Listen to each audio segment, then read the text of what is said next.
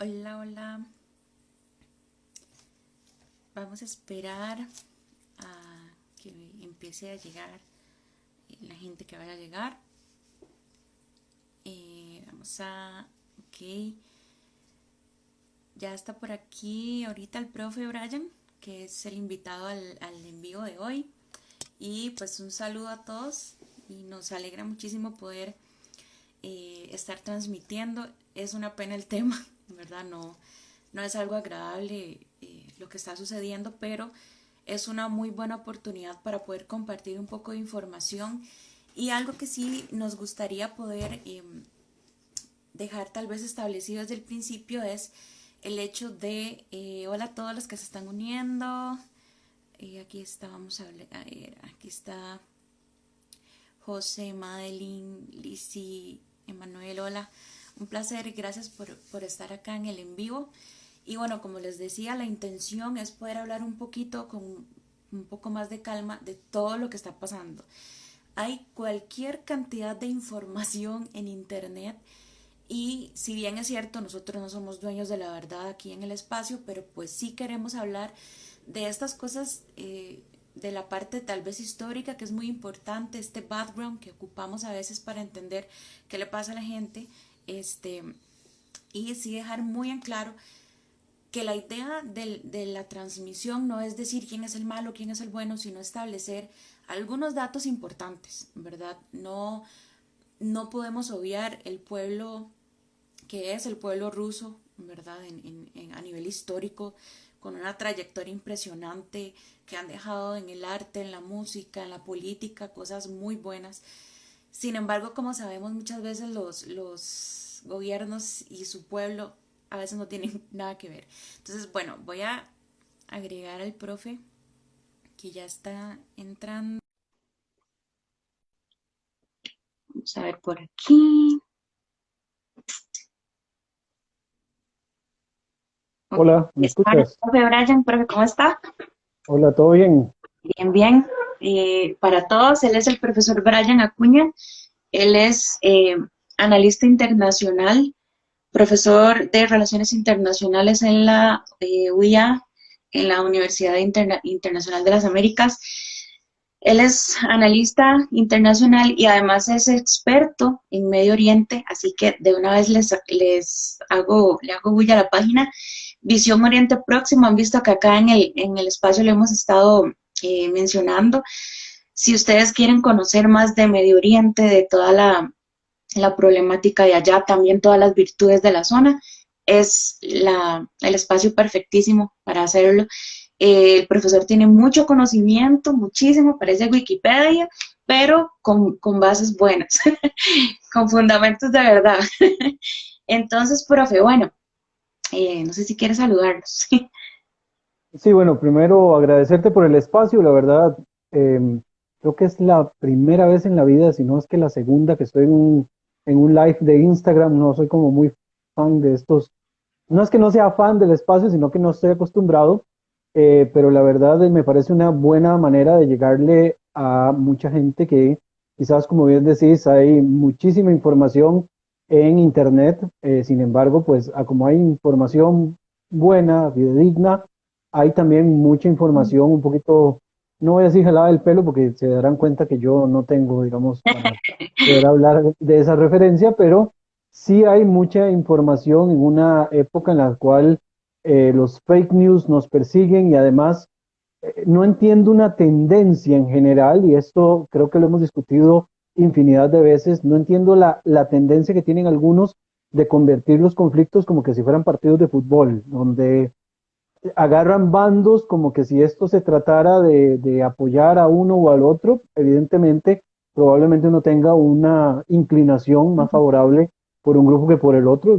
Incluso yo lo insistía muchas veces en clases, ¿verdad? Que no hay ningún problema con que uno tenga algún tipo de afinidad, pero que esa afinidad no nos haga perder el sentido común, ¿verdad? Y creo que si hay algo que desgraciadamente en este conflicto y en otros temas que se han convertido en trending en su momento, hablemos por ejemplo de la situación de Afganistán en algún momento, la gente pierde un poco el norte y empiezan a meterse un montón de teorías y de cuestiones ahí medio extrañas, ¿verdad? Que uno dice, o sea, está bien, no tienen por qué saberlo, pero tampoco abusen en decir lo que se les salga de, no sé, de las orejas. No, Y yo que creo que hay además, que ser profe, bastante perdón, responsable. sí, perdón, además que duran, no sé, un par de semanas en redes sociales y luego desaparecen. Y Bueno, eso, es muy la tendencia actual, ¿verdad? La sí. tendencia que sean trending topics y los trending topics en algún momento desaparecen y dejan de tener pues la continuidad que inicialmente estaban teniendo. Pero creo que, bueno, qué dicha que existe este espacio, qué dicha que hay gente interesada además en ver un poquito lo que está ocurriendo, en poder entender un poquito lo que está ocurriendo. No es un tema para nada sencillo de abordar, evidentemente. Cualquier tema que incluya vidas de personas no es fácil de explicar, no es fácil de excusar ni siquiera, digamos, ninguna acción por parte de ningún gobierno, de ningún grupo. Esto es evidente y aquí no venimos a hacerle porras a ninguno, así que esperen cualquier cosa menos eso, porque definitivamente aquí hay que verlo con el carácter de la importancia que tiene el valor humano, que en esto creo que en relaciones internacionales estamos muy acostumbrados a que las evaluaciones siempre se hacen con la pirámide invertida y se toman en primer lugar todas las acciones de los estados y los favores de los estados y se deja como la raíz, el subsuelo de lo importante de los derechos humanos, aunque se hace ruido a más no poder, sobre todo el tema de la defensa de los derechos humanos y demás, se queda en una burda y absurda retórica que, bueno, al final de cuentas, creo que es evidente que hay que mencionarlo y destacarlo. Acá estamos hablando de vidas humanas, estamos hablando de exposición, incluso los propios militares son vidas humanas, ¿verdad? Enviados Ujú. eh, a morir, digamos, por una causa, llámese el Estado, llámese el nacionalismo, llámese la ideología. Hay una frase que da vueltas hace días por ahí que dice que las guerras son luchas entre hombres viejos, ¿verdad? Que nunca se ven de frente y que envían a matarse a jóvenes que no entienden ni siquiera por qué van, pero son enviados, ¿verdad? Algo así. Yo soy medio el chapulín colorado con las frases, pero creo que la instancia es esa y el entendimiento es eso. Ujú. Entonces vos me decís por dónde arrancamos y qué quiere Sí, que bueno, hablemos, porque el la idea tema es, súper amplio. sí, la idea es como tratar pues en el tiempo récord, porque creo que esto dura una hora, tratar de em, compactar la mayor cantidad de datos para entender un poquito más el conflicto, que ya sabemos que se dio una escalada, empezamos con las provincias separatistas, eh, y de un momento a otro, pues ya, Rusia invadió Ucrania y ok, se nos desconejó todo. Entonces, profe, tal vez para empezar, el 2014 fue un año en el que sí hubo un contacto ya más intenso, más fuerte, ¿verdad?, entre Rusia y Ucrania por todas la idea de Ucrania de querer unirse a la Unión Europea y el referéndum donde se fue Crimea y todo lo demás. Pero tal vez empezar un poquito antes. Hay gente que está diciendo, que no sabemos porque no podemos leer mentes, que Putin está pensando en volver a formar su antigua Unión, la URSS, La antigua ¿verdad? Unión Soviética, Exacto, ajá. soviética. ¿Qué tan así es? ¿Qué tan descabellado suena y por qué? Ok, bueno, pues, empecemos partiendo del momento en el que colapsa la Unión Soviética y que muchas de las ex repúblicas toman la decisión de independizarse. En esa misma época se independiza también Georgia, ¿verdad? Que también tiene un conflicto bastante importante con Rusia y que lo voy a mencionar en algún momento porque el comportamiento es muy parecido a lo que ocurre con Georgia, solo que históricamente existe un vínculo ahí medio cercano entre Rusia y Ucrania, ¿verdad? Que algunos hablan incluso de que Rusia y Ucrania son hermanos, ¿verdad? Que nunca debieron de haberse separado. Evidentemente este tipo de romanticismo no nos ayudan en nada en lo que está ocurriendo en la actualidad, pero es una forma de verlo.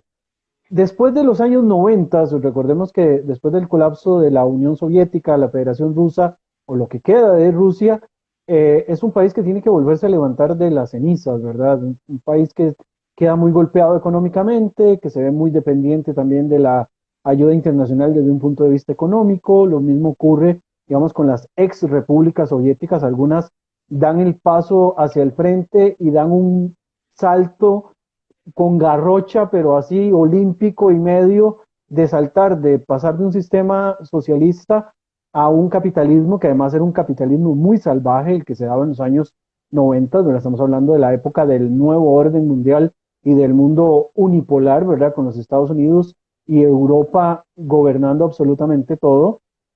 Dentro de todo este esquema, bueno, quizás Ucrania y otros países de la ex Unión Soviética quedaron desvinculados a la Unión Soviética, pero en su mayoría quedaron gobernados por líderes que fueron impuestos en algún momento por la Unión Soviética o que tenían, digamos, algún tipo de halo proveniente de la época soviética. Incluso, digamos, durante la época soviética era muy común que dentro de los territorios que manejaba la Unión se mezclaran pueblos, ¿verdad? Para evitar de que se diera una unicidad a la hora de tratar de levantarse en contra del régimen. Bueno, pues en cuestiones de lo que tenía originalmente Ucrania, era un gobierno muy cercano a las posiciones prorrusas, ¿verdad? Y esto empieza a cambiar una vez que se empiezan a hacer manifestaciones de que los grupos ucranianos quieren tener un acercamiento más hacia Europa. Geográficamente están más cercanos a Europa, entonces eventualmente ellos pretenden, digamos, pasarse directamente a este proceso. Se da un referendo, ¿verdad?, solicitando esta alianza con la Unión Europea, una solicitud que en aquel momento el presidente Yanukovych vuelve a ver hacia un lado, ¿verdad? Y decide pues hacerse el tonto con la solicitud y esto lleva a una serie de protestas, ¿verdad? Que incluso son reprimidas de una manera muy violenta hasta que se da la muerte de por lo menos un centenar de personas y esto obliga a Yanukovych a tener que entregar el poder. Ya para Después de este, Yanukovych, perdón, profe, ya para este punto estamos hablando del 2014. ya estamos hablando entre el 2013 aproximadamente, ya vamos a entrar al 2014, después de que Yanukovych sale del poder, entra al poder Poroshenko, que es el otro presidente, ¿verdad? Que también muy cuestionado por algunas acciones que se llegan a ejecutar, y se viene el año 2014. En el año 2014 se dan dos procesos muy particulares, que es donde me remonta un poco a lo que ocurrió anteriormente en el año 2008 con Georgia.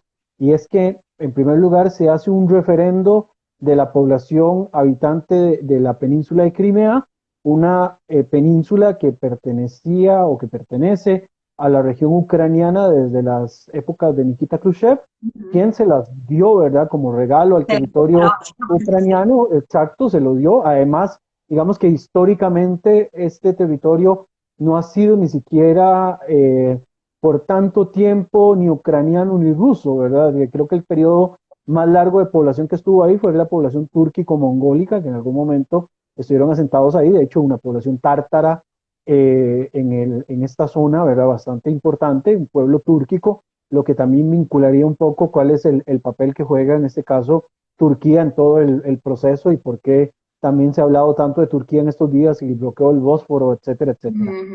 Cuando se da este referendo que no es apoyado directamente por el gobierno central ucraniano, que lo ven como ilegal, el referendo lo que pedía era un proceso de desvincularse de Ucrania y anexarse al territorio ruso, algo que Rusia llega a apoyar, ¿verdad? Y a partir de ese momento, pues Crimea pasa a convertirse en un territorio ruso, reconocido por los rusos, ¿verdad? No así a nivel internacional, pero Rusia técnicamente llega, sustituye todos los gobiernos locales y demás y ponen gobiernos que son directamente manejados desde el Kremlin. En el propio año 2014, dos provincias más que también tienen poblacionalmente mayoría rusa, que están ubicados al oriente del país, que son la región de Donetsk, se va a dar, perdón, la región del Donbass, que es así como se llama la región. Hay dos sectores que también toman la decisión de separarse de Ucrania y de autoproclamarse independientes inicialmente, ¿verdad?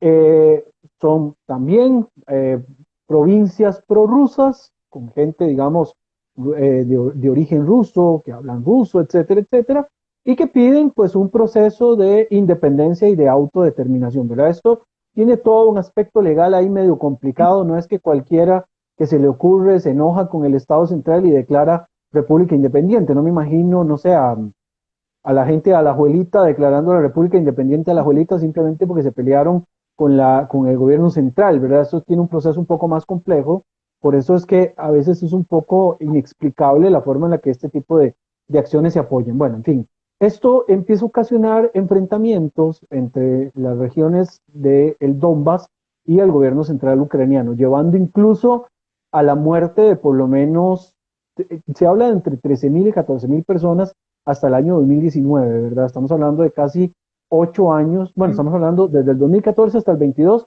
estamos hablando de 8 años, ¿verdad? De conflicto, que es uno de los grandes argumentos que utiliza Vladimir Putin, donde se da la muerte de por lo menos 14.000 personas. Yo me metí, digamos, a averiguar un poco más sobre este tema de las 14.000 personas, porque uno habla, son 14.000 personas, evidentemente es una tragedia a todas luces. Sí. Cuando se analiza la cantidad de personas que mueren, un cuarto de los fallecidos son civiles, ¿verdad? Que ahí, digamos, sí, tenemos la parte humanitaria bastante compleja, ¿verdad? Incluyendo dentro de estos civiles un avión de Malaysia Airways que es derribada en algún momento y que se acusa directamente al gobierno del Kremlin de haber sido quien lo bajó. Y creo que murieron como 383 personas por ahí Correcto. aproximadamente.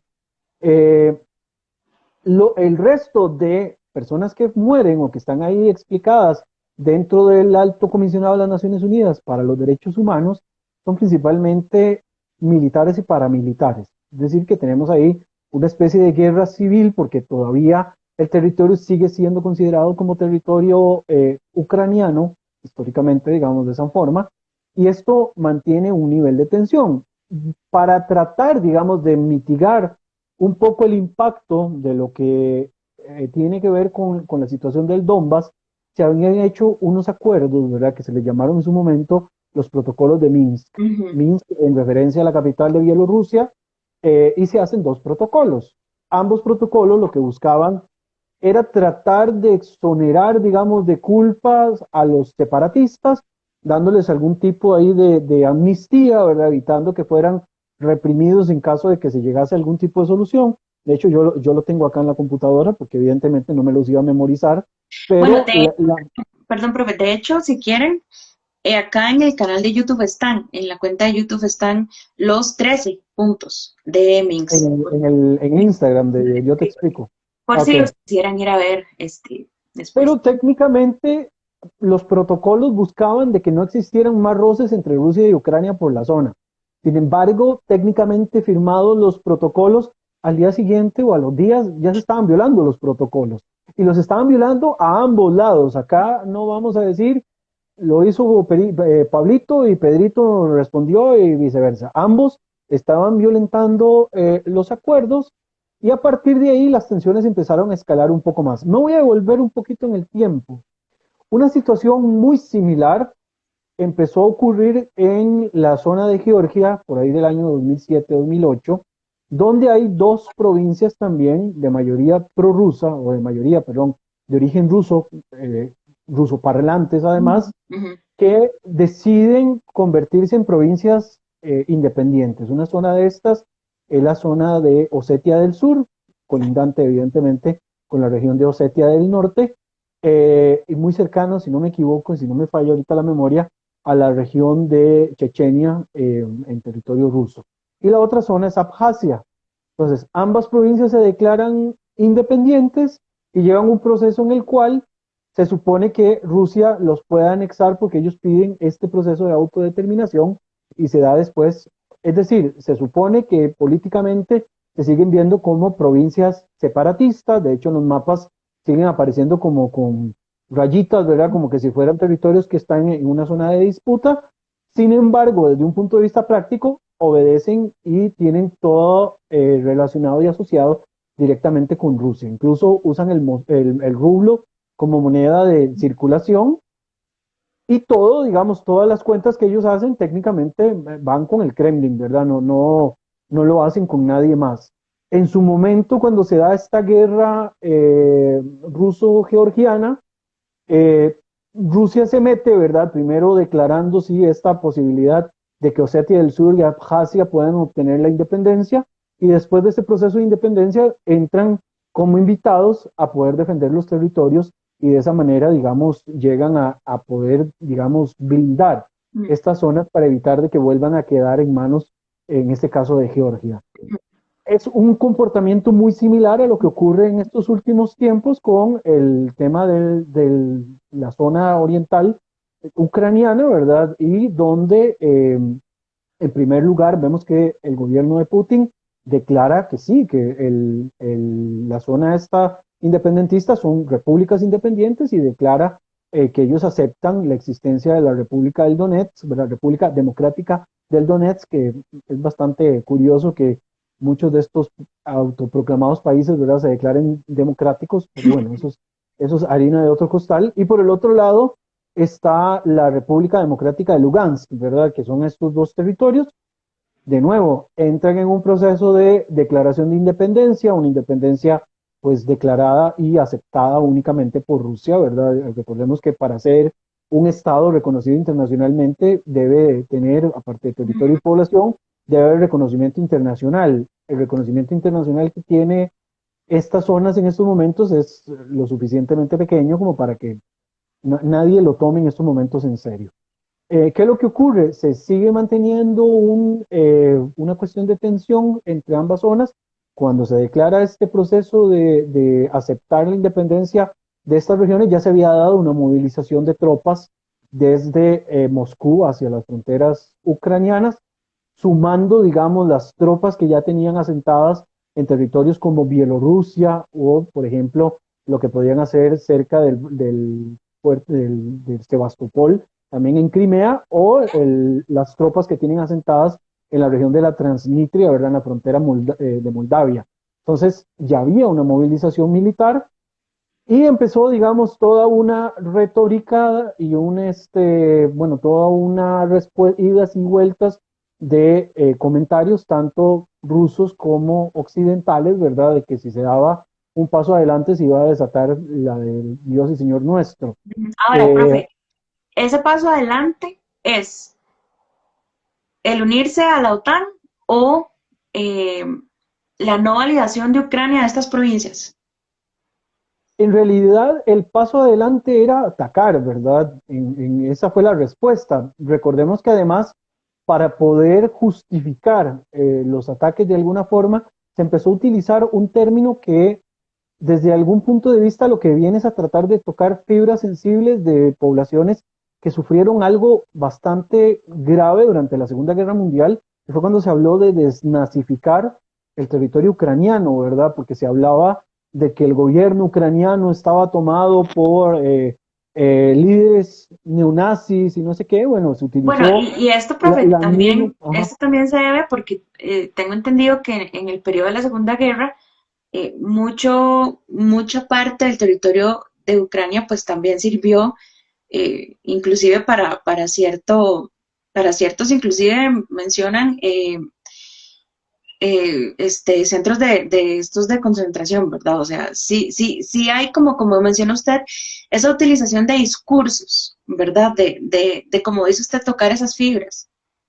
Sí, porque históricamente en algún momento en Ucrania hubo también mucha alianza en su momento con los nazis, ¿verdad? Obviamente no todos, pero sí hubo. Incluso en Ucrania está Babi Yar, ¿verdad?, que es uno de estos campos donde también hubo judíos que fueron asesinados y donde se vio mucho de las marchas de la muerte y todo este tipo de temas se dieron directamente en esta zona. Entonces, evidentemente, tocar de nuevo esa historia relacionada con el nazismo venía, digamos, a tratar de justificar de alguna forma con ese tipo de temas. Yo no sé si viste, pero también la contrarrespuesta del gobierno ucraniano fue tachar a Putin del nuevo Hitler y anduvo una caricatura dando vueltas Sí, donde sí, se sí. veía, digamos, Hitler como tocándole la cabeza a Vladimir Putin, ¿verdad? Estamos hablando de un tema que evidentemente venía con la intención de tocar fibras Sí, muy sensibles sumamente de la sensible. población y a través de eso ya se empezaron a justificar que cada vez la escalada fuera más y más fuerte. Existía la posibilidad de que se acelerara el proceso para que Ucrania se uniera a la OTAN, ¿verdad? Que eso tampoco no es como la sopa instantánea, ¿verdad? No es que echamos agua y ya Sí, aparecemos en la OTAN, sino que eso lleva todo un proceso, pero ya se estaban dando los primeros pasos. Entonces, Rusia, hay, digamos, una razón desde el punto de vista geopolítico por el cual Rusia toma este tipo de acciones. Evidentemente, en estos momentos, la imagen de la Rusia de Putin está siendo muy golpeada porque a nivel mediático, pues, se está haciendo la tarea para golpearlo mediáticamente. De hecho, hoy, en el marco del Consejo de Derechos Humanos de las Naciones Unidas, en el Foro de Derechos Humanos, 140 diplomáticos se fueron mientras estaban pasando el video de la explicación del canciller ruso. Entonces, mediáticamente hablando, conforme pasan los días, Rusia se ve más golpeado en su imagen, pero Rusia las acciones las toma tratando de blindar su zona más cercana. Evidentemente esto no tiene justificación cuando uno habla de la autodeterminación de los pueblos, ¿sí? Que es un elemento fundamental en todos los conflictos, en todos los países, pero es entendible desde el punto de vista geoestratégico. No lo quiero racionalizar más allá de lo que quiero decirlo, no lo quiero reflexionar, digamos, más allá del tema geoestratégico, porque si no, digamos, hay que entrar en otro tipo de temáticas, pero desde un punto de vista geoestratégico, lo mismo que hizo con Georgia para poder mantenerlos un tanto a raya, entre comillas, porque en todo caso Georgia tiene muy buenas relaciones con Europa en estos momentos y tienen incluso un acuerdo comercial muy importante, es también, digamos, trascendental que las zonas que en estos momentos son ucranianas, que puedan eventualmente caer en manos de la organización del Tratado del Atlántico Norte, no hablemos solamente de OTAN, no hablemos solamente de Unión Europea, sino de OTAN en general. Se me perdió Pamela o está por ahí. Creo que está ahí medio perdida. Vamos a ver. ¿Me escuchas? Sí, claro. Ah, ok, que no la veo ahí como en congelada la imagen. Ok, ok. No, Eh, la idea, digamos, de que se acerque la OTAN tan cerca a las fronteras ucranianas, pues evidentemente pone mucho riesgo para los intereses rusos, porque Ucrania sí, digamos, tiene un vínculo todavía mucho más directo con el territorio ruso de manera histórica y esto podría eventualmente pues convertirse en una importante amenaza, ¿verdad?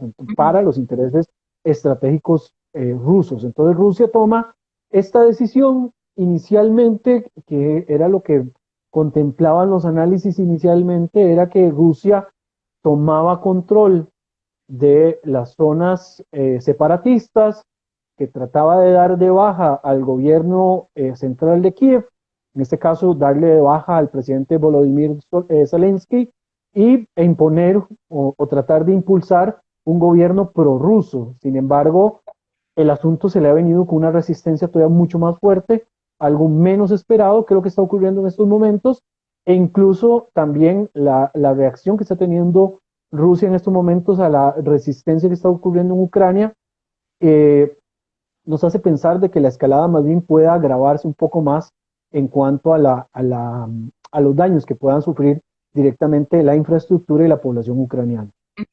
ahora, profe, creo que una de las cosas importantes que siempre se debe tratar de hacer cuando se analiza una situación como esta es, pues como mencionaba usted desde el inicio, siempre van a haber bandos, siempre van a haber grupos y apreciaciones. La conducta de la OTAN, ¿verdad? Que siempre desde que cayó la Unión Soviética y la gente esperó que así como el Pacto de Varsovia se terminó, se terminara la OTAN, pero la OTAN siguió, ¿verdad? Siempre ha generado esto. Estamos hablando también de ciertas invasiones, hay que llamarlo tal cual, que se han registrado en cuanto a la organización, y eso genera que tenga mucho anticuerpo a nivel internacional. Entonces, en este conflicto, la conducta de la OTAN, usted como analista, ¿la ve retadora hacia Rusia? ¿La ve como un poco tal vez ingenua en lo personal? No creo, ¿verdad? Pero la ve tal vez usted un poco, sí es cierto que la soberanía de los pueblos nos dice pues, que los estados, en tanto su población y demás, estén de acuerdo con algo, pues pueden llevarlo a cabo. Pero en este caso, a la par de quien estaría Ucrania, de quien está Ucrania, y perteneciendo a la OTAN, ¿cómo podemos leer la conducta en este momento de la OTAN dentro del conflicto? Evidentemente la conducta de la OTAN es una conducta expansionista, lo ha tenido a lo largo de toda su existencia en los países orientales, en los países de Europa Oriental, hacia donde se han movido, pues tiene este interés de carácter expansionista para tratar de bloquear las movidas de las dos principales potencias más importantes que tiene el mundo, además de los Estados Unidos y la Unión Europea, que son Rusia y China, ¿no? Entonces, evidentemente la reacción OTAN es una reacción sumamente expansionista. De hecho, la influencia OTAN desde la disolución de la Unión Soviética se ha crecido por montones, ¿verdad? Sin embargo, los muertos no los pone la OTAN necesariamente, ¿verdad? Y las respuestas políticas y el caos político no lo ponen necesariamente los países OTAN, sino que lo ponen los países que de alguna forma se alían o se vinculan directamente con la organización del Tratado del Atlántico Norte. En algún momento, digamos, durante este conflicto, hubo quienes pensaron de que si OTAN no tenía una respuesta categórica con lo que estaba pasando con Ucrania, podría llegar eventualmente esto también a convertirse en el colapso de la OTAN, ¿verdad? Yo fui uno de los que tuve pensado de que eventualmente, si no existía una respuesta de la OTAN a toda la acción rusa, esto eventualmente podría ser el colapso y la desaparición directamente de la OTAN. Sin embargo, pues actuaron de otra manera, le han dado, digamos, el soporte de una forma indirecta a Ucrania, porque evidentemente bajo los argumentos que inicialmente decían, ellos pueden entrar a atacar a Rusia bajo los artículos 5 y creo que el artículo 4 del tratado, no aplicaban para Ucrania, y cualquier acción que ellos tomaran al respecto sencillamente iban a agravar todavía mucho más las circunstancias, porque incluso Putin en algún momento habló o le recordó al mundo de que ellos tienen potencial nuclear, ¿verdad? Y esto es bastante curioso, particular y absurdo, porque desde hace mucho tiempo se sabe que las armas de destrucción masiva, más que disuasorias, son atemorizantes de lo que puedan acarrear posteriormente. Recordemos que existe un principio básico que es el de destrucción mutua asegurada, ¿verdad? Que hace que no se amenace con armas de destrucción masiva, ¿verdad? Pero Putin pues dijo, bueno, señores, si yo me voy, ustedes van conmigo en la tira, ¿verdad? Y sacó y exhibió todo su arsenal. Dijo, yo me muero, pero conmigo se van todos los demás, ¿verdad? Entonces, evidentemente, no sabemos cuánto es retórica y cuánto es verdad, porque hay un aspecto muy curioso, y esto lo mencionaba en un programa que estuve el viernes pasado con la gente de Radio Nacional, y es que Putin siempre su semblante es como el mismo, como, como, como insípido, no sé cómo llamarle, porque Inexpresivo. tiene como esto, exacto. Creo que su experiencia, tantos años en la KGB, lo llevaron a que cuando esté feliz, triste, enojado, como sea, se vea exactamente igual, parece un muñeco de cera, y esto nos hace a nosotros a veces temer cuánto de lo que dice es retórica y cuánto de lo que dice es real, ¿verdad? Y esto, digamos, es la situación en la cual estamos hasta este momento en términos generales. Ahora, tenía una consulta porque hoy escuché algo que me llamó mucho la atención en un programa bueno, ahora todo se trata de esta situación, entonces la persona que estaba de analista decía que existen países que geográficamente están colocados en lugares muy complicados, como Turquía, por ejemplo, también, que es el pegue de todo. Entonces, hablaban también un poquito de la responsabilidad que deben tener los dirigentes de estos estados conociendo su posición geográfica. Estamos de acuerdo en que pues cada estado es soberano, y si Ucrania se quiere meter a la OTAN y si Ucrania se quiere meter a la Unión Europea, jamás hay justificación para lo que está pasando en este momento, ¿verdad? Ya bombardeos en las ciudades ya más para dentro del territorio, o sea, ya básicamente es una invasión. Pero es realmente eso, o sea, realmente sí un Estado puede decir, bueno, me gustaría unirme a la OTAN, pero si yo digo que me quiero unir a la OTAN, tengo a Rusia a la par. Eh, ¿Qué tanto de este comentario puede ser cierto y tomado en serio, ¿verdad? A la hora estamos hablando de dirigir un país. Yo digo que sí y no. O sea, los estados tienen derecho de unirse y hacer las alianzas que les dé la gana, últimamente. Por eso son estados y tienen su propia autodeterminación, ¿verdad? Ese es el principio de autodeterminación Exacto. que es irrefutable, pero no esperemos que el otro lado se queden con los brazos cruzados. Es decir, si vos me decís a mí, yo me voy a unir con tu enemigo, y tu enemigo ahora en vez de tener 12.000 kilómetros de distancia para colocar misiles balísticos, ahora va a tener, no sé, 8 kilómetros, yo te digo, no espere que yo me quede de brazos cruzados. Evidentemente, en algún momento, incluso el propio Estados Unidos ha tenido una base a la par de un enemigo histórico, digamos, de Rusia, como lo es la base de Guantánamo, ¿verdad? Y ahí han estado. Y no por esto, digamos, directamente ya haya invadido Cuba necesariamente, ¿verdad? Más allá de Guantánamo, que evidentemente también tiene su propio proceso, pero, pero sí, digamos, o sea, hay que ponerlo en ese contexto. No es que usted no lo pueda hacer, usted lo puede hacer, pero no espere que yo me quede cruzado de brazos. Y si además, dentro de sus expectativas, está, digamos, arrebatarme o tomar o sacarse el clavo de alguna situación anterior, pues es probable que yo también vaya a querer responder de una manera agresiva, ¿verdad? Creo que también parte de esta retórica que tiene que ver con la península de Crimea es que una de las posiciones que tiene Ucrania con respecto a la península de Crimea es que eventualmente ellos, digamos, de unirse a la OTAN, podrían eventualmente luchar por retomar la península de Crimea. Es uno de los comentarios que he leído. ¿Qué de cierto tiene? ¿Qué de retórica tiene? De nuevo, o sea, estamos aquí en el mundo de la posverdad, donde los argumentos o la retórica es más factible o más fácil de digerir que los hechos.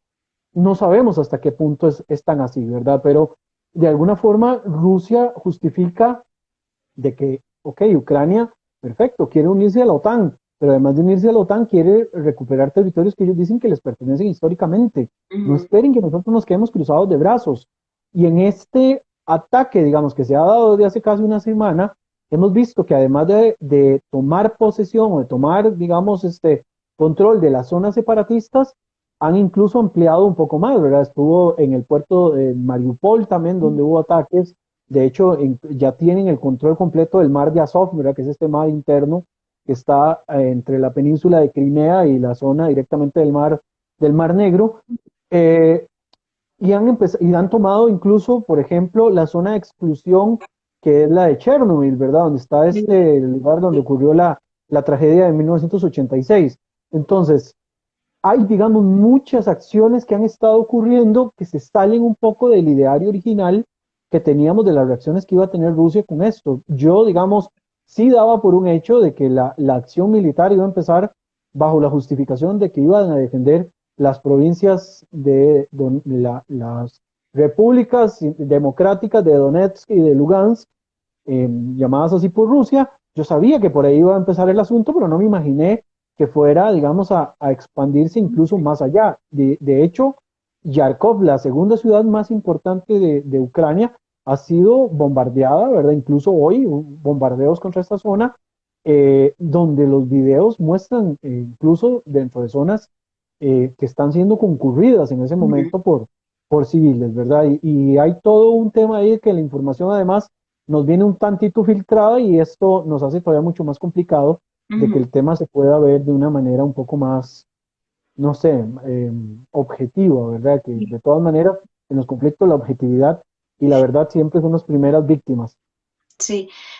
Dice aquí Raquel Esbere, dice que la OTAN es una de las grandes ganadoras de este conflicto, ¿verdad? De hecho, hoy estaba escuchando que se activa, digamos, la OTAN otra vez, ¿verdad? En esta cuestión de rearmar zonas del mundo, ¿verdad? Y que al final, pues, muchas de esos rearmes se les ha vuelto en contra, ¿verdad? Pero, ¿qué tan cierto es esto, profe? Porque si es algo que yo estaba escuchando, que al final la OTAN no se va a meter en el conflicto, hasta ahí va a llegar la OTAN, van a hacer sanciones económicas, para los que muchos expertos dicen que Rusia está lista económicamente, ¿verdad? Para sobrellevar, algunos dicen eso, otros inclusive hablan de lo que puede pasar en Europa sin el gas de Rusia, ¿verdad? Que es el que tienen más cerca. Entonces, realmente, la OTAN puede haber, digamos, a ver, no digamos que lo pensaron y se sentaron a maquinarlo, porque pues, no, pero realmente, ¿qué ganaría? ¿Qué ganaría la OTAN con un conflicto así? Bueno, la pregunta es bastante interesante porque en realidad no sabríamos ahorita a ciencia cierta si ganan directamente o si más bien la respuesta que tuvieron en el proceso los hace ganar algo. Ojo, este ganar, entre comillas, va a depender de los próximos días y de lo que pueda ocurrir, porque recordemos que uno de los problemas principales que está teniendo Rusia en estos momentos es la guerra urbana, ¿verdad? La lucha urbana, una vez más, se come a las grandes potencias, ¿verdad? Incluso, y lo mencionábamos fuera de programa y lo hemos estado mencionando en estos días, yo te comentaba de que las fuerzas al mando de Ramzan Kadyrov, ¿verdad? Que es el presidente de la región chechena, Ujú. fueron enviados a luchar porque son expertos en lucha urbana, pero lo que pasa es que estos también son unos sanguinarios para actuar. Entonces, lo que pueda ocurrir si hay una seria cantidad de bajas civiles dentro de Ucrania, ojo, puede que ganen desde el punto de vista moral los de la OTAN y que le den, digamos, como más fuerza, pero el precio es muy alto, ¿verdad? Yo no me imagino ni a Zelensky ni a ningún líder de ningún país exponiendo a su población civil a cambio de lograr, digamos, este tipo de movidas políticas. ¿Que ha ocurrido en algún momento? Es probable, pero hasta cierto punto. No es como que sencillamente yo voy a dejar que me vuele en medio país simplemente para yo tener la razón como que si fuera un berrinche, ¿verdad? Creo que es muy relativo. Ahí lo que sí estoy viendo que se mueve bastante es el rearme y la movilidad de armamento a través de diferentes países y esto podría de alguna manera darle un respiro a Ucrania en este enfrentamiento con Rusia y que Rusia en algún momento deponga. No es cierto de que Rusia tenga capacidad de resistencia económicamente en estos momentos y lo vemos reflejado en la cantidad de gente que ha ido a sacar sus ahorros de los bancos porque Ujú. el rublo perdió el valor en casi que en más del 30%, 40% aproximadamente desde el viernes, ha perdido valor cada vez más. Además, se les está desconectando paulatinamente del sistema de transacciones que es el Ujú. SWIFT y Ujú. esto no permitiría que puedan hacer transacciones de exportación de ninguna materia prima. Evidentemente, Europa y los países consumidores, incluyendo, digamos, países del Medio Oriente y otros países que se ven sujetos a esto mismo, se ven afectados no solo por el precio de los combustibles y del gas, sino también por el precio del trigo, ¿verdad? Que eventualmente Rusia siendo uno de los principales exportadores, pues baje un poco esta producción, pero no es cierto que Rusia tenga soporte económico para aguantar mucho tiempo. Ayer, por cierto, en un live también vi a alguien decir que Rusia tiene para aguantar 10 años. No existe tal cosa. O sea, no existe ningún país, por poderoso que sea, que pueda aguantar tantísimo tiempo una guerra que todos los días le cobre vidas, ¿verdad? Y que lo vaya generando desgaste y la producción es insostenible. O sea, si Rusia va a hacer algo importante, tiene que hacerlo sabiendo que está a contrarreloj y que eventualmente, además de la pérdida de la imagen pública que está teniendo frente al mundo, también está teniendo pérdidas desde el punto de vista militar, ¿verdad? Ahí las respuestas que están teniendo por parte de los que resisten en contra de los ataques rusos, eventualmente los hagan también posicionarse en una posición anterior. Y lo hemos visto que, si bien no ha sido como tan expedito, sí hemos visto que ya hay negociaciones, ya se dieron las primeras negociaciones en la frontera con Bielorrusia, y no se espera, digamos, que se detenga tan de inmediato, pero si Rusia quiere hacer un golpe, digamos, que de verdad cumpla con alguna buena expectativa, tiene que apresurarse porque en estos momentos está a contrarreloj a nivel internacional, Ujú. porque las sanciones se los va a empezar a comer. Yo también pensaba inicialmente de que si China le daba el soporte a Rusia, Rusia tenía la oportunidad de mantenerse por un buen tiempo dentro de toda esta operación. Sin embargo, la respuesta de China fue muy tibia. Muy Y neutral, si sí. vimos, exacto, ¿por qué? Porque China propiamente tiene una política de no intervención en Ujú. otros países. Y es algo que uno dice, pucha, ¿y a quién le importa? ¿Por qué no lo hacen si es su aliado? Es porque ideológicamente ya están programados de esa forma para no hacerlo. Ujú, Entonces, China se ha mantenido en una posición neutral, dice apoyar a Rusia como uno de sus grandes aliados, pero su apoyo es casi que palmada en la espalda y siga adelante, ¿verdad? Porque incluso existían quienes decían que el yuan chino podía sostener la economía rusa en caso de que colapsara con todo el tema del sistema internacional. Y no se puede tampoco, porque el yuan no es una moneda de circulación ujú, mundial, ujú, una moneda de una circulación muy limitada, y esto incluso los podría llevar a tener pues, cierto descontrol. Y luego se hablaba del uso del blockchain, ¿verdad? De las monedas digitales. Y también, o sea, si bien es una opción, si tienes un mercado cerrado, si tienes un espacio aéreo cerrado, si tienes todo como muy controlado, muy aislado del mundo, pues definitivamente te quedas corto y no tienes muchas posibilidades. Y hay ujú, un detalle adicional que yo quisiera destacar, que a mí me pareció muy interesante, y es que no solamente hubo respuestas de actores estatales a este conflicto, ni de organismos internacionales, hubo respuesta de actores no estatales e incluso de empresas. La empresa de Elon Musk con el ajá, tema de los satélites, el tema de Google también que se metió dentro de la lucha, ujú. y hablemos también de la venganza contra Rusia por medio de Anonymous, ¿verdad? O sea, Sí, tenemos Kremlin. una ciberguerra increíble que mete nuevos factores y de hecho probablemente este conflicto después tengamos que estudiarlo, ¿verdad? En relaciones internacionales, porque tiene sus propias características muy particulares.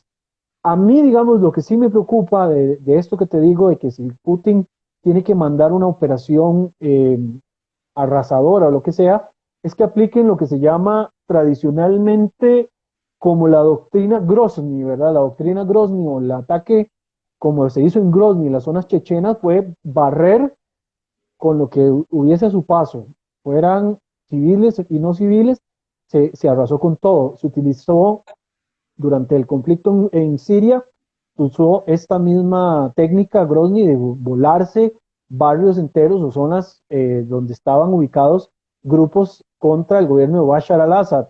Se criticó un montón este tipo de operaciones, pero Con toda la hasta razón. cierto punto, hasta cierto punto fueron efectivas. Ojo, el hecho de que sean efectivas no necesariamente quiere decir que sean humanitarias, ¿verdad? Correcto. Entonces, uno de los grandes, yo para mí, los grandes riesgos en estos momentos tienen que ver con la posibilidad de utilizar esta estrategia Grozny que te acabo de decir y que se dé una muerte de civiles de una manera pues demasiado escalonada y una destrucción de infraestructura, incluso infraestructura básica muy importante. Y la segunda también, como ya lo dije en algún momento, la presencia de las piezas ahí de Ransom Kadyrov, que para mí son unos mercenarios, son unos sanguinarios, y ahí no me quiero poner en posición de a favor de uno o de los otros. Kadyrov, y basta con buscar la información sobre Kadyrov y su combo, son un grupo bastante peligroso que podrían incluso, digamos, violar derechos humanos sin ser enviados directamente por el Kremlin a hacerlo. O sea, lo hacen sencillamente porque esa es su forma de actuar. Sí. Entonces, me gustan esos factores, o sea, me gusta analizar estos factores que están ocurriendo. Evidentemente, no me gusta para nada el contexto en el que estamos y pues yo esperaría que ya de aquí a mañana no exista, pero bueno, no es la Sí, realidad. aquí esta muchacha, otra vez esta chica Raquel, está mencionando algo. Hola Raquel, que han estado mencionando muchos analistas y yo en lo personal creo que tal vez sí. Están hablando de la figura de Angela Merkel que ya no está, ¿verdad? Entonces muchos mencionan que si ella hubiese estado probablemente habría sido muy diferente. Y es que aquí es importante señalar algo, y lo dijimos al inicio de la transmisión. Es muy importante entender que por más diferente que sea un pueblo al nuestro, siempre hay virtud y siempre hay historia que recalcar y realzar de ese pueblo. Es decir, no podemos pretender que porque un gobierno tenga cierta manera de actuar o cierta manera de comportarse dentro del sistema internacional, su población tiene por qué ser señalada de la misma manera. Yo en lo personal admiro muchísimo todo el pasado, mucho del pasado de Rusia, claramente hay cosas que no, ¿verdad? Como los zares y muchos de sus comportamientos hacia la población que se estaba muriendo de hambre, pero no podemos obviar muchas cosas que sí le ha dado al mundo, ¿verdad? Lo mismo sucede con China, lo mismo sucede con Medio Oriente, que son zonas que no son tan comprendidas por Occidente, son zonas de muchísimos años, de milenios y milenios. Entonces, lo que la gente menciona es que Merkel sí tenía esa concepción en su cabeza, ¿verdad? Por eso las negociaciones de ella con este señor Putin, aunque se quisieran o no se quisieran, eran muy efectivas. ¿Habría hecho la diferencia, profe Merkel? Probablemente sí, porque además Merkel tenía personalidad, ¿verdad? Algo que creo que carecen la mayoría de los líderes actuales del mundo occidental. De hecho, no sé, dígame un país del mundo occidental y dígame cuál es su figura principal y te das cuenta que tiene o no tiene personalidad. De hecho, también el momento en el que ocurre el conflicto agarra a muchos de estos líderes en una posición o de desventaja o debilitados. Hablemos, por ejemplo, Biden y los Estados Unidos. Biden y Estados Unidos vienen saliendo de una crisis de imagen con el tema de Afganistán, porque Sí, todo lo que se presentó en el marco de Afganistán es de fracaso al estilo Vietnam. Obviamente esto es más retórica que realidad, pero en el mundo actual en el que nosotros nos desarrollamos, las percepciones son importantes y las imágenes son importantes. Por eso también somos tan insistentes con tantas redes sociales que ya uno solo le falta que hasta la licuadora, ¿verdad?, le haga TikTok, porque todo tiene cualquier vínculo con redes sociales. Entonces tenemos un Biden golpeado, digamos, en su imagen por el tema de Afganistán, en medio incluso de negociaciones de los denominados Vienna Talks, ¿verdad? Que es esta negociaciones con la República Islámica de Irán para tratar de retomar el proceso de desnuclearización. Eso es un tema gruesísimo que no sí, se ha resuelto que no los deja bien parados, porque incluso están quienes acusan a los occidentales de comportarse con Irán de la forma en la que se comportó Chamberlain con Hitler. Sí, volviendo a esta misma referencia hitleriana, ¿verdad? Es un señalamiento muy fuerte. Tenemos a Emmanuel Macron, que Emmanuel Macron está a punto de entrar en un proceso electoral súper desgastante en Francia, donde las otras dos fuerzas políticas que le siguen a él son dos partidos de extrema derecha. Un partido que es el de Eric Zemmour, ¿verdad? Que es un ultranacionalista bastante xenófobo y demás.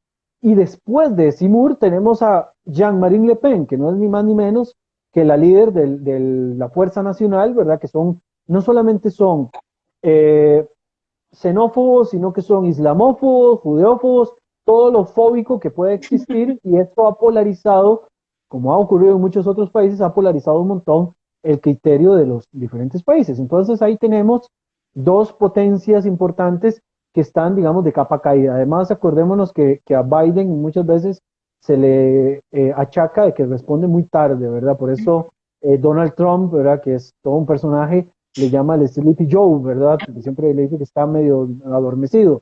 Y luego por el otro lado tenemos el caso de Schulz en Alemania, que va a no llegar. es Angela Merkel para nada, No. que tiene un Bundestag bastante controlado, descontrolado, perdón, porque está muy desunificado, Sí. está muy frágil y en cualquier momento se le puede caer el gobierno.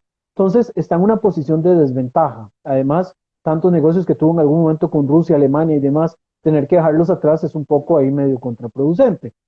¿Qué otros liderazgos podemos hablar? Porque tenemos a Justin Trudeau, pero Justin Trudeau y con el respeto, por supuesto, que tiene como presidente, pero él es un chico lindo de la imagen canadiense, ¿verdad? Progresista y demás, pero fuera de eso, no tiene liderazgo como para llevar algo hacia adelante. Por eso es que se habla de que hace falta una figura como Angela Merkel, que era una mujer firme, fuerte, que tenía, digamos, muy bien ubicados los potenciales. Ella tenía a Alemania en una posición muy importante a nivel internacional. De hecho, para mí, la Alemania Angela Merkel ha sido de lo mejor que le ha pasado a Alemania en las últimas décadas. Y por el otro lado, en algún momento también tuvimos a Donald Trump, que uno puede decir, pero ese tipo era capaz de despertarse de mal humor un día y presionar el botón nuclear y mandarnos a todos a la chingada, perdón ahí la palabra, pero efectivamente era ese carácter tan intempestivo y tan de choque y tan poco político que hacía de que se contuvieran los enemigos de alguna forma. Es decir, que con Donald Trump, pese a todo lo malo que uno le puede achacar, es probable que esto se hubiera pospuesto un tiempo más porque no era tan sencillo como de ejecutar con un Ujú. Donald Trump. En la actualidad hay quienes hablan de traerse a Angela Merkel para tratar de negociar un alto al fuego, ¿verdad?, para Ucrania y Rusia.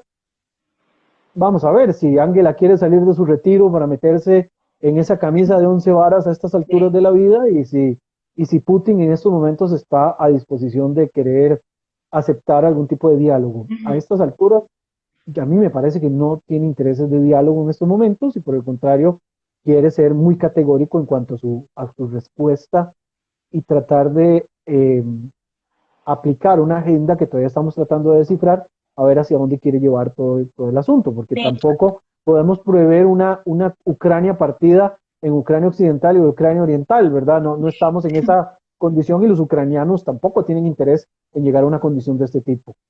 de hecho, se mencionaba y se ha mencionado mucho que ligado a la figura de Angela Merkel es eso que se mencionaba. No hay en Europa, por ejemplo, una figura de liderazgo. Entonces decían, bueno, entonces Europa, ¿qué? O sea, a nivel internacional, ¿qué? ¿Verdad? La Unión Europea, ¿qué?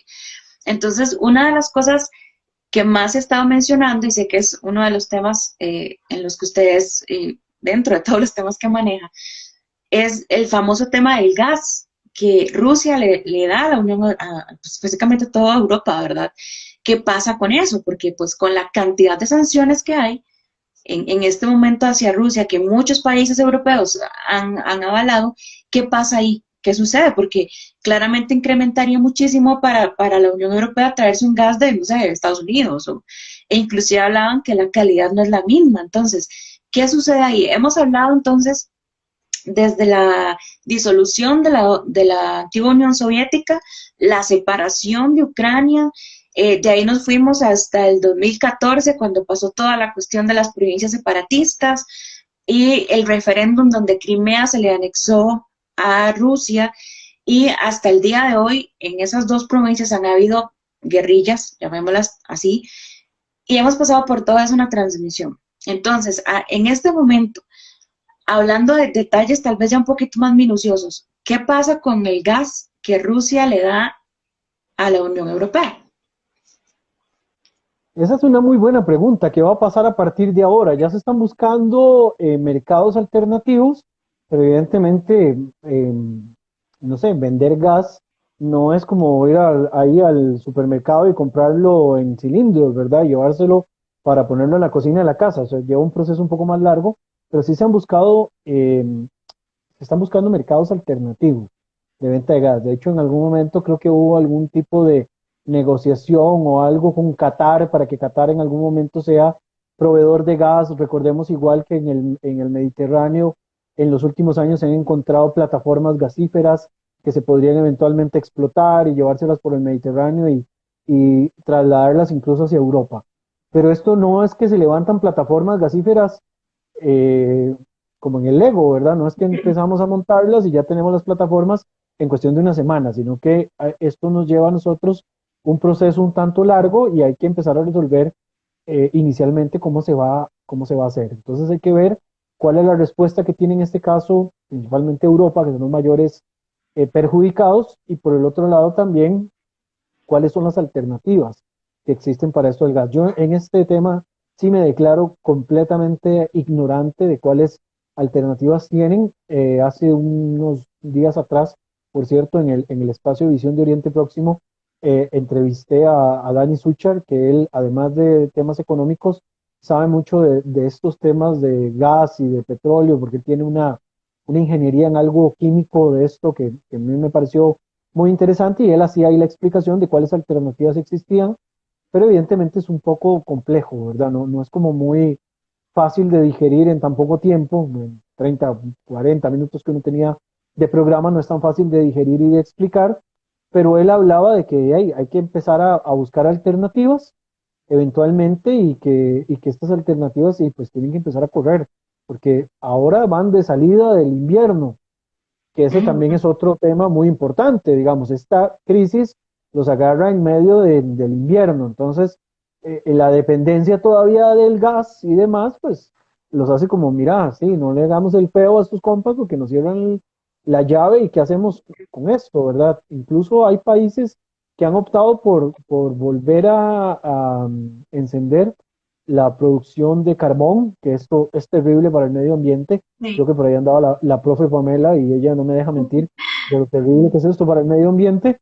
Eh, y hay que buscar alternativas. Al final no sabemos hasta qué punto las sanciones se van a mantener hasta ahí y hasta qué punto Nord Stream 2 y Nord Stream 1 se van a mantener también con la llave cerrada y no se le va a vender directamente a Europa, ¿verdad? Eso es lo que lo que esperamos de ver en los próximos días. Lo que sí va a haber, evidentemente, tanto con el gas como con el petróleo, es un aumento exagerado en los precios internacionales por desabastecimiento y eventualmente pues esto llega a encarecer absolutamente todo lo demás, porque ni modo que el hecho de que uno no tenga carro o lo demás no quiere decir que le afecte menos, ¿verdad? Porque esto encarece los costos productivos de todos los demás productos. ¿Nos afecta a nosotros, profe?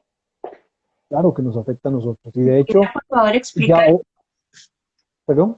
si pudiera, por favor, explicar eso, ¿verdad? Que todo este conflicto que a veces los vemos hasta allá, la afectación directa que va a tener sobre nuestra región, ¿verdad? Claro, en cuanto a los mercados internacionales de petróleo, ¿verdad? Si bien pues no compramos directo de Rusia, pero Rusia interviene en el mercado internacional y lo que Rusia deja de vender o la producción tiene que cubrirse de algún modo y si no hay suficiente producción para poder cubrirlo, pues evidentemente los precios se van a encarecer, ¿verdad? Porque son productos que son básicos, son necesarios y esto llega a encarecer también pues otros productos que dependen del petróleo, ya sea para el transporte, ya sea para la producción, para productos plásticos, etcétera, para todo para lo que se use, eventualmente nos llega a perjudicar. Bueno, hoy, digamos, hoy, 1 de marzo del 2022, yo para llegar aquí a mi casa, yo que me manejo en transporte público, tuve que comerme una presa cerca de aquí donde yo vivo que nunca existe, porque yo vivo técnicamente en Narnia, entonces técnicamente aquí nunca hay presa y había una fila exagerada de carros y de buses y era porque las bombas de gasolina estaban pues cargando, porque ya a partir de mañana el precio del combustible sube un montón. Entonces, esto ya nos da a nosotros a explicar de lo que está pasando y no es una cuestión antojadiza de recope necesariamente en este caso, sino que directamente el tema internacional, en este caso el tema del conflicto entre Rusia y Ucrania, pues ya empieza a generar digamos, ese tipo de choques y de conflictos con respecto a la situación del abastecimiento y de los precios internacionales. Hay una situación, o al menos lo hemos conversado, ¿verdad? Fuera de aquí, y es el hecho eh, de no tratar de adivinar, ¿verdad? ¿Qué es lo que va a pasar? Porque no se puede saber qué es lo que va a pasar, ¿verdad? Y quedamos siempre, podemos aquí aterrizar y analizar un montón de cosas, que si Putin si quiere volver a tener la URSS, que si fue mala idea de Ucrania hacerle ojitos a la OTAN, es decir, podemos hablar de muchas cosas, pero como analista, ¿verdad? Yo siento que la pregunta siempre es válida, ¿verdad? Tal vez para ir aterrizando un poco el tiempo que hemos tenido, que se nos fue una hora ya, ni cuánto me di, este, rapidísimo, después de esto, hay muchas personas que hablan ya de otra vez un nuevo orden mundial, ¿verdad? Después de todo esto que está pasando. ¿Cree usted que ya es así o puede llegar a ser así? No, estamos encaminados a un reordenamiento del sistema internacional, eso seguro. Ujú, Sin embargo, seguimos manteniéndonos, hay de quienes hablan de multipolaridad, ¿verdad? En este tipo de cuestiones. Yo soy muy rejego a pensar en una multipolaridad. Yo más bien estoy como muy sujeto a a la teoría o a la idea de que estamos más bien en un mundo apolar, es decir, que no hay polos específicos dominantes, sino que hay o anarquía en algunas regiones o hay ciertas potencias que tienen mucha influencia en algunos lugares, ya sea de forma regional, o que tengan, digamos, mayores controles a través de organismos o de asociaciones y demás. Para que pueda existir un nuevo orden mundial, así, digamos, que definitivamente rompa lo que tenemos actualmente, tendría que hacerse lo que no queremos que pase, ¿verdad? Que sería una guerra mundial en este caso, y se terminen quebrando las grandes potencias que tenemos dominantes, y lo vemos en el marco de las Naciones Unidas, en el Consejo de Seguridad de las Naciones Unidas. Ahí tenemos a los 5 ganadores de la Segunda Sí. Guerra Mundial dominando, ¿verdad? Incluso vetando resoluciones, ya sean a favor de unos o a favor o en contra de otros. Nos mantenemos dentro de la misma dinámica desde 1945 en adelante hasta la época actual, seguimos manteniéndonos exactamente igual. Lo único que ha cambiado es que en algún momento tuvimos un mundo bipolar, luego pasamos en una temporalidad eh, monopo sí, monopolar, unipolar, y después entramos a la situación en la que estamos en la actualidad, que es, como les digo, para mí una polaridad o no hay un poder determinante o poderes determinantes, sino que más bien se manejan como un tipo de ecosistema, ¿verdad? Cada grupito de poder tiene su propia cuota de participación y en este conflicto lo vemos muy reflejado con el hecho de que incluso empresas privadas se meten en el conflicto y tienen una participación muy, muy efectiva. No dieron, digamos, como adhesión a alguna de las banderas, aunque son empresas en su mayoría estadounidenses y norteamericanas, pero lo hacen a título empresarial, a título personal, ¿verdad? Y veamos el impacto que han tenido las reacciones de estas empresas. Hablemos de otros tipos de organizaciones y de grupos no estatales que participan acá, incluyendo las fuerzas de Ramzan Kadyrov, aunque peleen bajo la bandera rusa, pues ellos vienen bajo su propio estándar, ¿verdad? Como mercenarios y demás. En algún momento Rusia ha hecho uso de ejércitos privados, ¿verdad? Como Grupo Wagner, en algún momento ha tenido participación en conflictos como el de Libia o en Mali, por ejemplo. Entonces vemos que esa idea de nuevo orden mundial con polos fijos es un poco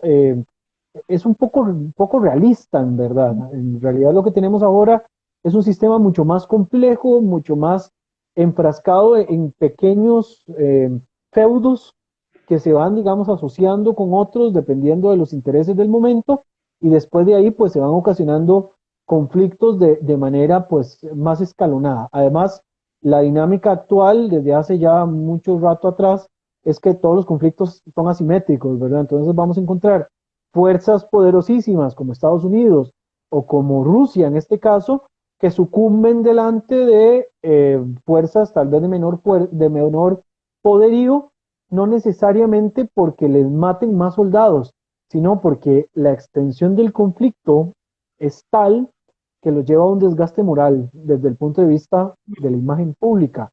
Y esto los lleva incluso a tener que deponer y retroceder. Un ejemplo clarísimo de esto, la invasión de Afganistán. Pasaron 20 años. ¿Qué se hizo en 20 años de invasión a Afganistán? Técnicamente llegamos de salir del Talibán a tener un gobierno que, wow, en la época actual, ¿quién gobierna Afganistán? El Talibán. Entonces nos hemos dado cuenta de que estos conflictos asimétricos, conflictos de desgaste para las grandes potencias en su imagen, al final de cuentas y a la poste, pues terminan cobrando un precio bastante elevado, ¿verdad?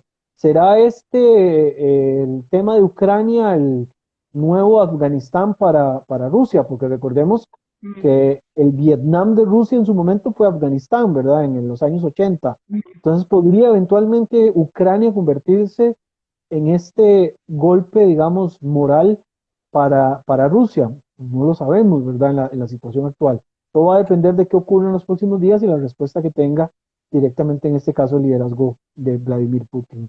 Y obviamente el liderazgo internacional, que parece que a través de las sanciones pues finalmente han logrado alarle un poco ahí o apretarle un poco el pescuezo al tío Putin, ¿verdad? No le ha salido ¿Y cree tan usted, fácil profe, el asunto. que esas sanciones sean realmente efectivas para frenar eh, la intensidad? Porque es que es una intensidad. De hecho, hoy pasaban imágenes de 64 kilómetros de distancia llena de tanques rusos, ¿verdad?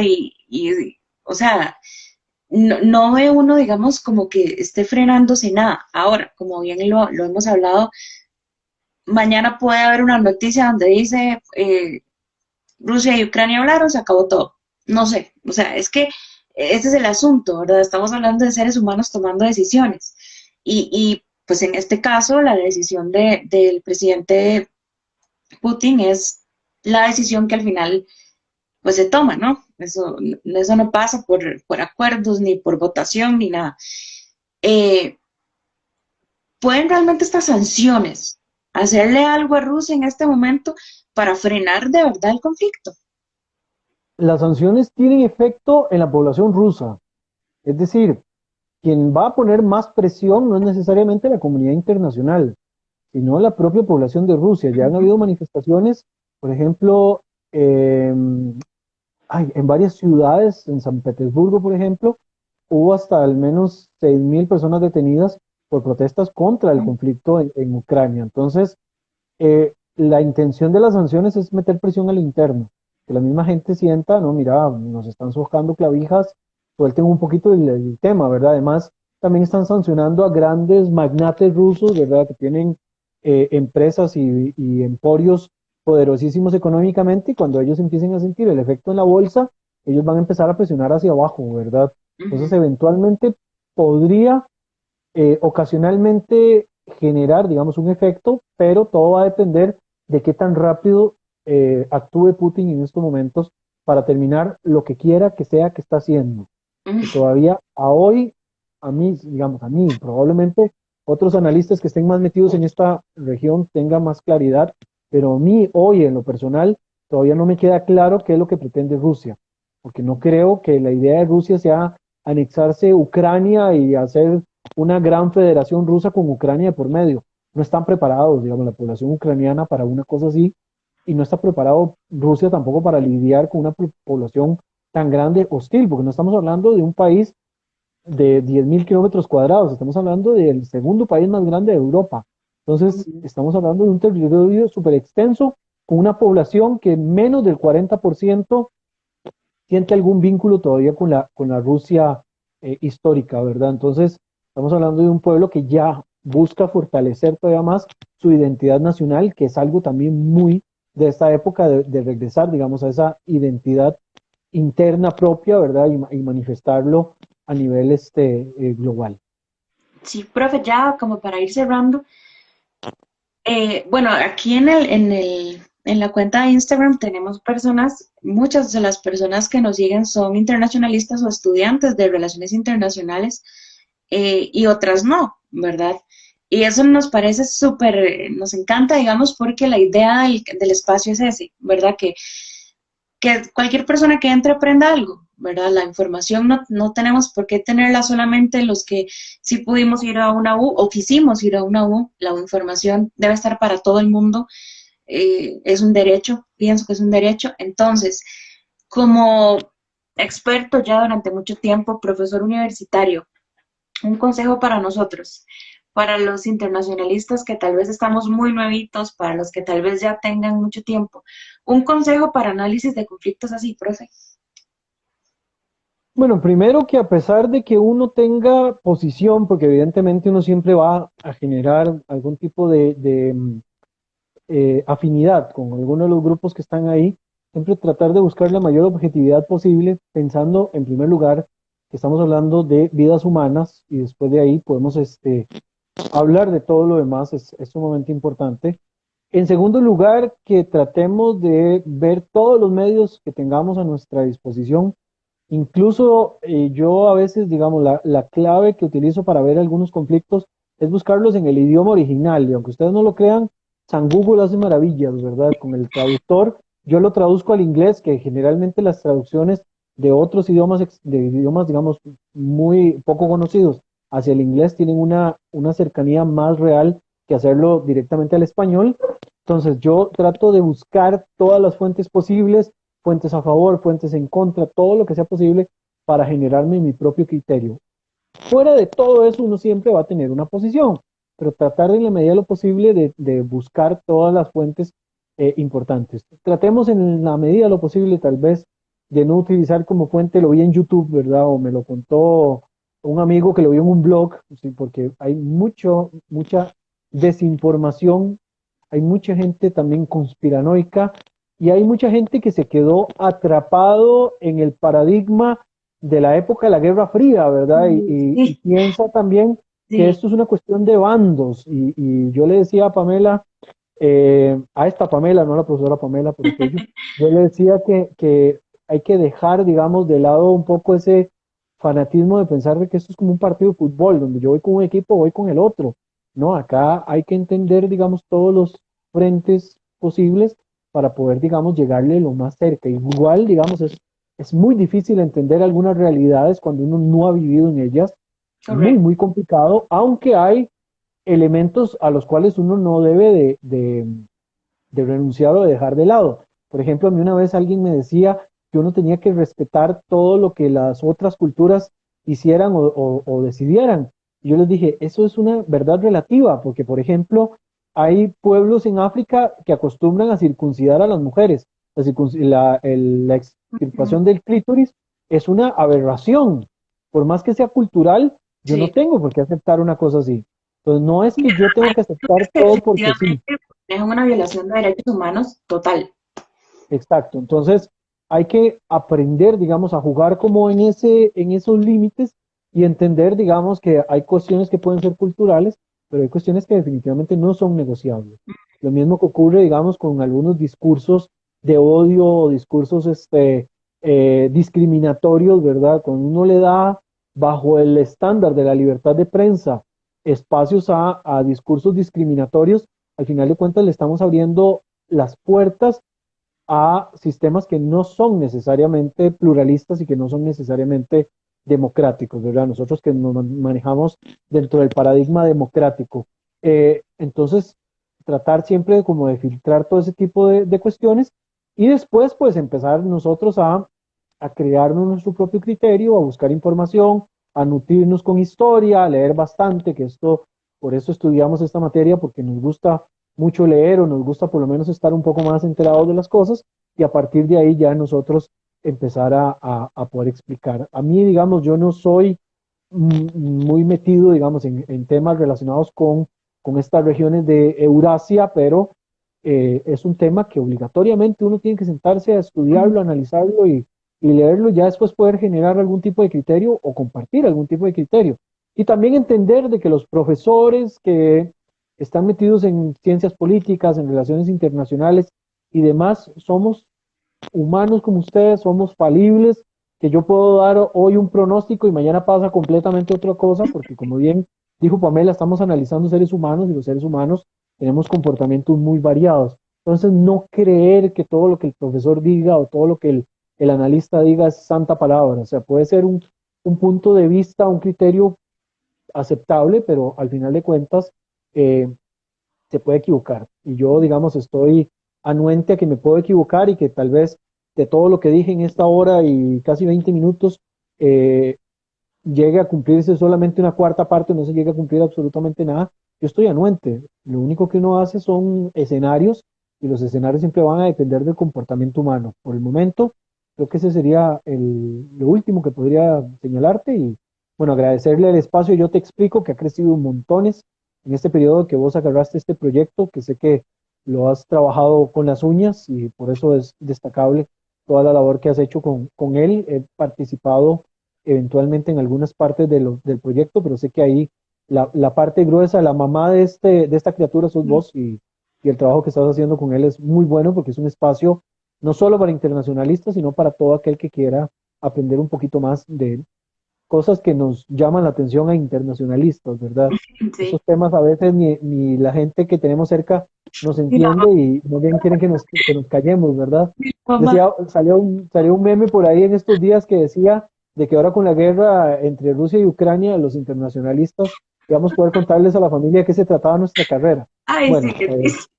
ahí nos ha tocado en estos días hacerlo y espero que hayan aprendido algo de todo lo que hemos compartido en este rato y en estos días que se ha estado compartiendo tanto material. Creo que vos querías también ofrecer la oportunidad de recibir material a la gente, enviárselas por correo y demás, ¿verdad? Si quieren tener un poco más de información, podemos enviarles ahí algunos links y algunas cosas Ujú. que puedan estudiar y analizar.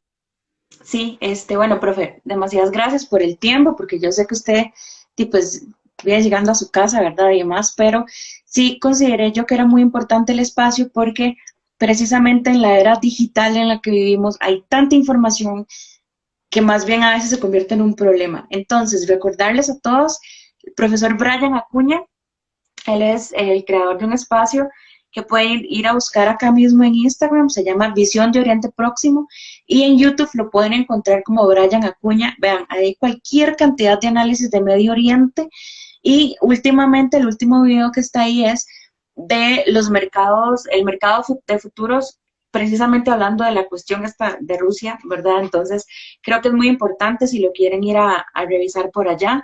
Denle seguir al canal, de verdad hay cualquier cantidad de información de Afganistán, bueno, todo Medio Oriente, todos los países de Arabia, Irán, Irak, todo lo que se les ocurra en Medio Oriente con el profesor Brian. Y por supuesto, nosotros tenemos nuestro canal en YouTube, Yo Te Explico CR. Ahí también hay participación del profesor, específicamente, de hecho, en videos de tipos de poder y tipos de guerra. Son videos muy interesantes que justamente en momentos como este sería muy bueno que repasemos. Ahí lo pueden encontrar, de hecho se llama Tipos de Guerra. Cuando entren al canal es el primero que está, de hecho lo colocamos ahí por lo mismo. Entonces, pues para mí y para el profes también, ha sido un placer poder compartir con ustedes este primer envío de Yo Te Explico. Ojalá hubiese sido otro tema, ¿verdad? No tener que estar hablando de situaciones tan feitas, ¿verdad? Con tantas víctimas y desplazados, bueno, todo lo que pueda estar acarreando esto, esperando que llegue hasta aquí, que no escale más. Y como mencionaba el profesor, nos gustaría poder generar con ustedes algún tipo de contacto para poder enviarles material que encontremos. Hay un artículo que nos llegó, pero como 3 minutos antes, ¿verdad, profe? Del live, que hablaba de la visión de Vladimir Putin con respecto a esto. Nos pareció muy interesante. No lo pudimos leer porque era demasiado extenso, pero si alguno lo quiere, nos puede mandar un mensajito por aquí y nosotros se los enviamos al correo. Pues esto sería todo por esta oportunidad. Profe, de nuevo, muchas gracias. Y a todos los que se quedaron con nosotros igual, muchísimas gracias y esperamos poder tener más espacios como este. Y pues nada, nos vamos. Chao. No, y muchas gracias de verdad por el tiempo, por la gente que se conectó, Ujú. algunos ex estudiantes, otros estudiantes actuales y otros amigos y otra gente que no conozco, que muchas gracias por haberse conectado y esperamos hacer esto nuevamente pronto. Al final uno se termina siendo como adicto a estas cosas, entonces lo que al principio a uno no le gustaba, que era salir en cámara, después le hace como falta. Bueno, muchísimas gracias, profe. Gracias a todos los que nos vieron y nos vemos. Probablemente vayamos a retransmitir este en vivo. Y nada, buenas noches. Bueno, buenas noches, chao.